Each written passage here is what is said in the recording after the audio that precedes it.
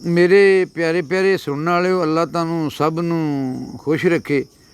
तो मैं ना मास्टर बरिंदर सिंह जख्मी तो इजाजत लेंदे हैं प्रोफैसर मुहम्मद साहब आरिफ नू सिर्फ सबक देना है, सिर्फ वो दसना है भी जिस दिन सानू बुढ़ियां वेखो घट सबर दा भरना। ये ना मियां मोहम्मद बख्श दी जिहड़ी बहर है ना 7 वारी fallen fallen fallen fallen fallen fallen fallen fallen इस बहर च लिखी है। तो नज़म का अनवान है वालदैन दा अपनी औलाद दे ना पैगाम है भी। तो पंजाबी च इनू आखिए ना मापियां दा हड़ अपनी अपनी औलाद दे अगे, मापियां दा हड़ आ अपनी औलाद दे अगे, अपनी औलाद दे अगे मापियां दा हड़ है। ये मैं अपने लफ्ज़ां बयान करना शौकत उम्मीद है तेनों पसंद आएगा।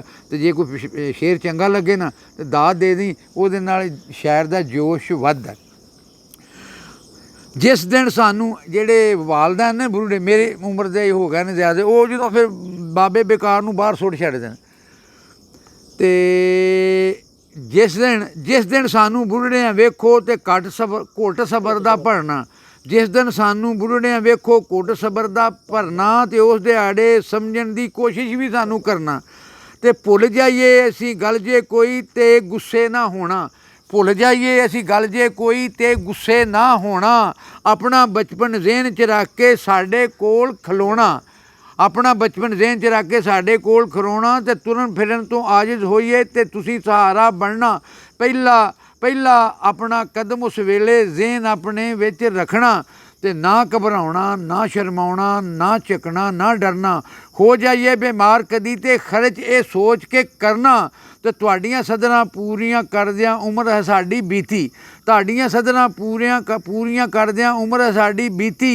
अपनियां लोड़ां डक के पूरी अपनियां लोड़ां डक के हर पूरी खाश तुहाड़ी कीती, अपनियां लोड़ां डक के हर पूरी खाश तुहाड़ी कीती। ते जिन्ने माँ प्यो राज़ी कीता, जिन्ने माँ प्यो राज़ी कीता उन्ने रब खुश कीता, जिन्ने माँ प्यो राज़ी कीता उन्ने रब खुश कीता। रोज़े हज ज़कात नमाज़ां समझो सब कुछ कीता, जिन्ने माँ प्यो राज़ी कीता उन्ने रब खुश कीता। रोज़े हज ज़कात नमाज़ां समझो सब कुछ कीता। ते बच्चिओ सानू पिछली उम्रे झड़क कदे ना देना, बच्चिओ सानू पिछली उम्रे झिड़क कदे ना देना। ना ते सानू ताना देना ते ना कोई देना मेहना। ते सुन लवे इस जग ते जोए किसे दा जम्मिया जाया, सुन लवे इस जग ते जोए किसे दा जम्मिया जाया। ते मापियां दा पैगाम मैं अनवर बच्चियां तक पढ़ाया, मापियां दा पैगाम मैं अनवर बच्चियां तक पढ़ाया। खुदा हाफिज़।